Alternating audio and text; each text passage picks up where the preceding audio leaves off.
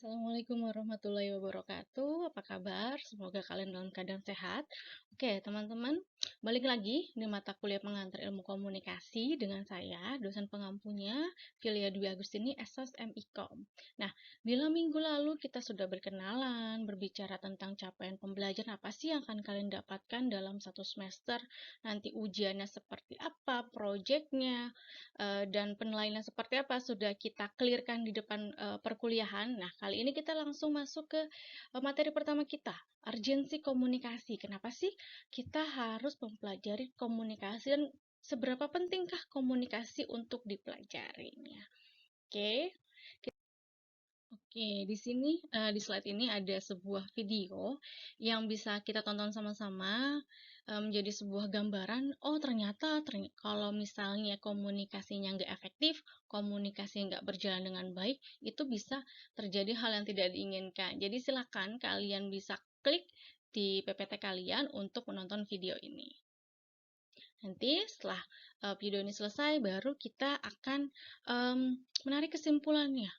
Oh ternyata komunikasi itu seperti ini.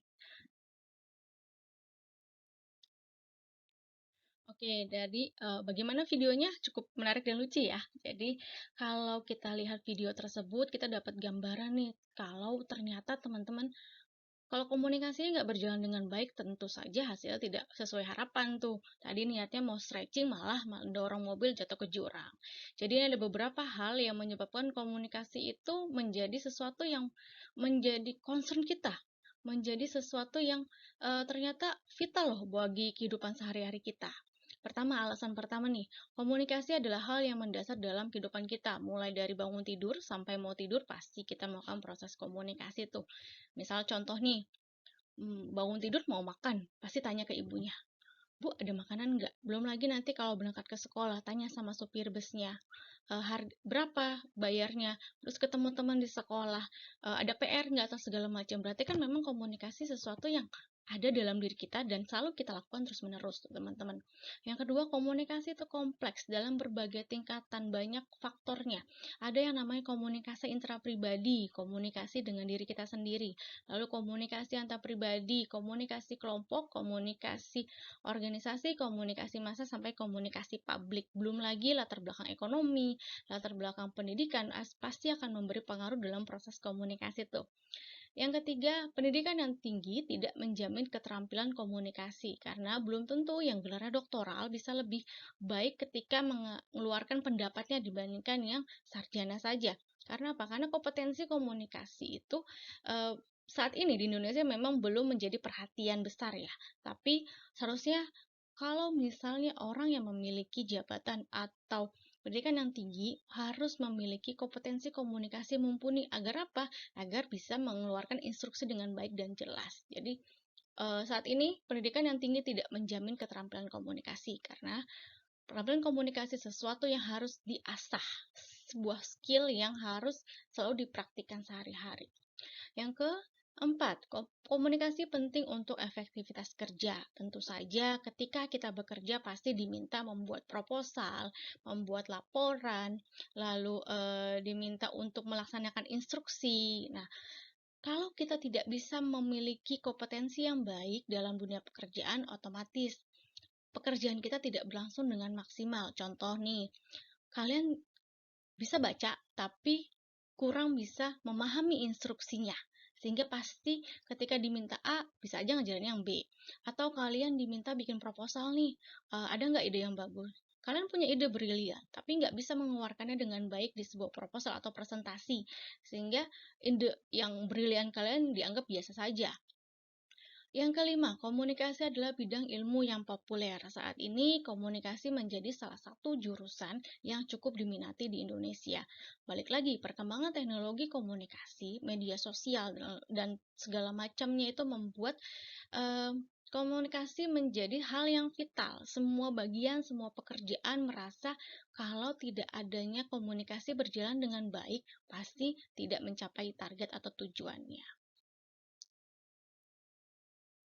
Nah, kemudian sekarang kita melihat se-urgent apa sih gitu kan.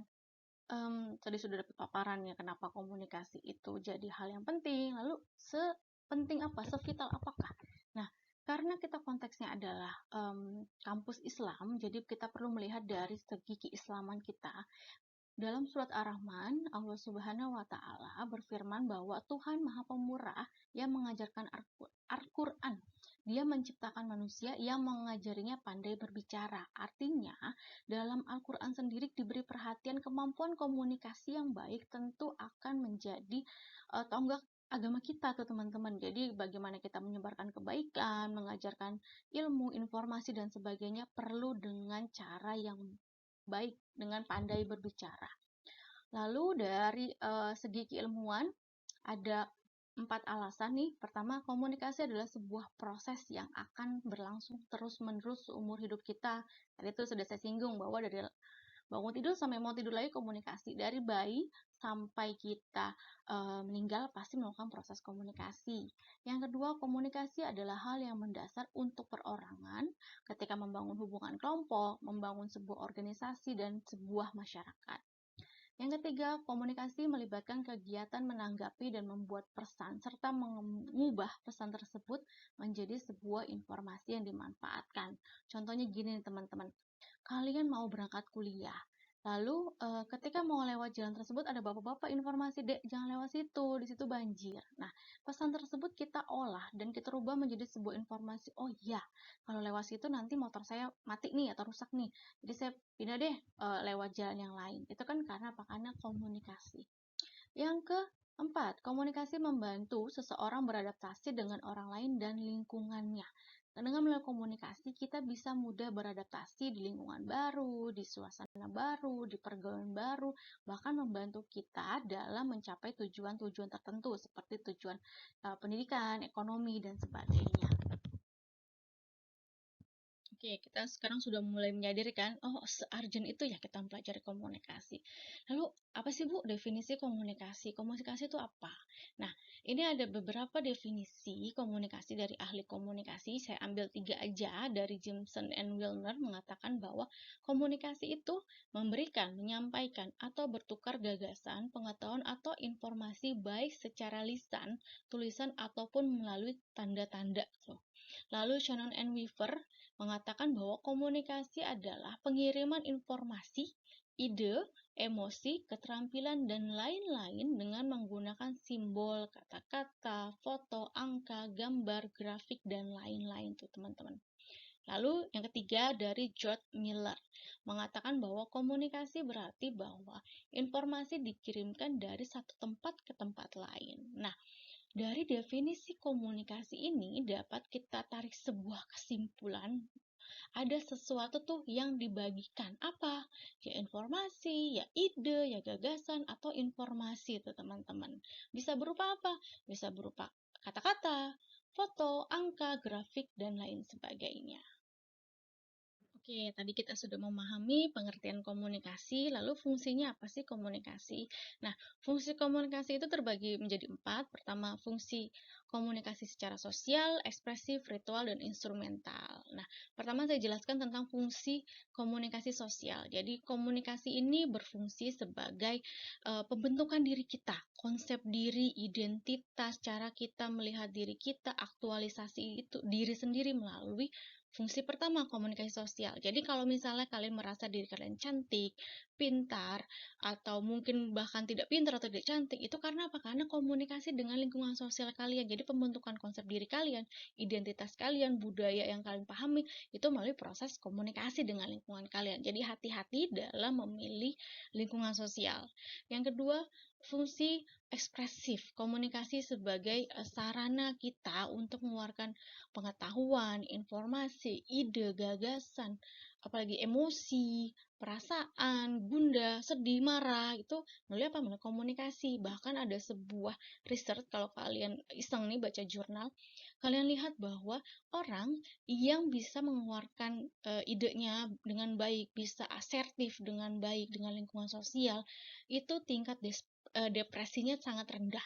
Yang ketiga, komunikasi ritual. Jadi komunikasi ini dipandang sebagai sebuah kegiatan bersama di sebuah masyarakat yang melakukan sesuatu secara temurun-temurun tuh. Contohnya ijab kabul, siraman, sungkeman, nuju bulan, itu merupakan komunikasi ritual. Lalu fungsi keempat, komunikasi instrumental. Komunikasi yang bertujuan untuk mengubah perilaku seseorang, untuk bertujuan memberi informasi, bertujuan untuk mencapai tujuannya, baik itu jangka pendek maupun jangka panjang. Jangka pendek ya kita sekarang nih pengajaran, jangka panjang mungkin membangun hubungan, membangun relasi. Nah, teman-teman, itulah gambaran urgensinya kita mempelajari komunikasi, bahwa ternyata walaupun kita dari lahir sudah melakukan komunikasi, bisa bicara, bisa berkomunikasi, tapi banyak hal yang mungkin belum kita sadari keurgensiannya, keterlibatannya dalam sumbangsi kehidupan sehari-hari kita nih. Oke, kalau ada pertanyaan bisa melalui email saya atau melalui WhatsApp.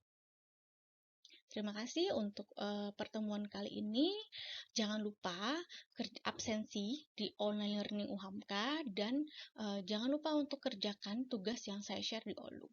Untuk deadline dan keterangan informasi lainnya sudah lengkap di Olu. Terima kasih teman-teman. Assalamualaikum warahmatullahi wabarakatuh.